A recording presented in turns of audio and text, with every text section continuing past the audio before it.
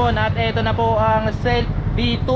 Ayan na, pinubuo ni Brother Dan from Manila. Yan na, January ngayon 2025 at ito mag-update tayo. Ang Stealth V2 guys, pag hindi naka-drop bar ay 11,000 no? Dahil nag-drop bar siya plus 500, 11,500. At yan no, napakaganda po ng kanyang bisikleta, Stealth V2. Wheelset na kinabit po rito ay Arrow na po guys ha. 20 ang harap, 24 ang likod. Yan. Tapos naka 28C na Chaoyang Mini Shark. Yan din ang ating gamit na gulong. At ang 2K24 pala guys na Stealth ay 28C ang max clearance. Ayan po, napakaganda.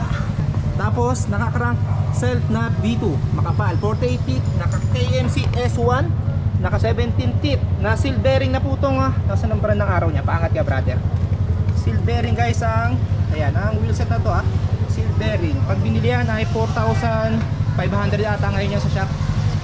Stealth V2 na size, anong kinuha mo? 50? 50. Anong height ni brother? 5'7". 5'7". Walang 50T? O 50 lang Meron, gusto mo? kompleto sila 50 gusto ko. Okay, para mas 48 nga sana eh. nakwento ni brother dating naka-fixie no? Pero na 2016, tapos tweak tumigil bike. ako. 26 yung tagal mo pala, ngayon ulit Oo, babalik. kumakarera ako dati dito sa Teka lang, Polo. baka nakalaro na ba kita dati? 2016? Hindi ko na Anong maalala. laro yan? Ultraman, Alicat? High uphill eh, maliit na ano lang, Bakit nagbalik ka na ulit sa fixed gear 2025? Na-miss mo na magpigil? matandaan. Sa bagay, pampalakas ng tuhod no? Kailangan may ay na pinaka-workout mo. Guys, itong bike niya po ay may kasamang strap pero tinanggal ni kapatid sapagkat di sa sanay no? Ngayon, balik loob na ulit no? Balik Yan, loob. 2025 no? Fixie ulit. 5,000 pala lahat ang binayaran niya. Kasi po bumili siya ng helmet na ayan, Arnox plus 500.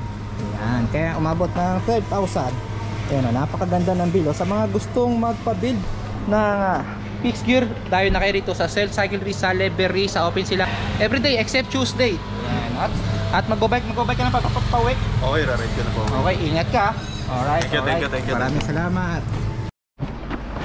At ito na guys, wala ng tao. Bike naman natin ang ating ay papaasikaso. Ayan na, papalitan ng dalawang spoke sapagkat maingay pag tinatayuan natin, pag umakakay ng madayo, patagaytay. Umiyak ang ating bisikleta. Sa harap, Kuya Neil. Ayan na, meron papalitan dito ng dalawang spokes eh. Hindi kaya palitan ng mga bike shop sa Katilis pagkat wala sila pamalit na spoke. Kaya ito, rumeka tayo dito sa Stealth Cyclery. Ayan, sa mga gustong mag-build ng fixed gear, tayo na kayo dito, open na kanilang shop araw-araw no, except Tuesday pa rin Bangkok nyo. Tuesday off.